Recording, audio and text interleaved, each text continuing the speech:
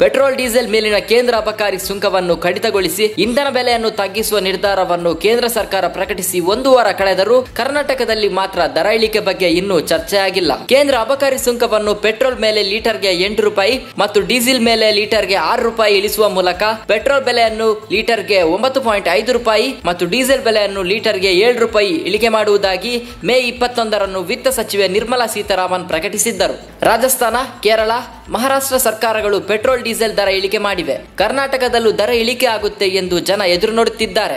ಅಂದು petrol diesel ಬೆಲೆ ಇಳಿಕೆ ಮಾಡುವ ಬಗ್ಗೆ ಚಿಂತನೆ ನಡೆಸುವುದಾಗಿ ಹೇಳಿದ್ದ ಸಿಎಂ ಮೇ 28ರಂದು ಕೂಡ ಇದೇ ಮಾತನ್ನು ಪುನರುಚ್ಚರಿಸಿದ್ದಾರೆ. ಸುದ್ದಿಗಾರರ ಜೊತೆ ಮಾತನಾಡಿದ ಸಿಎಂ, ಪೆಟ್ರೋಲ್ ಬೆಲೆ ಇಳಿಕೆ ಬಗ್ಗೆ ಇನ್ನೂ ಯಾವುದೇ ಚರ್ಚೆ ಆಗಿಲ್ಲ. ಚರ್ಚೆ ನಡೆಸಿ ತೀರ್ಮಾನ ತೆಗೆದುಕೊಳ್ಳಲಾಗುವುದು ಎಂದರು.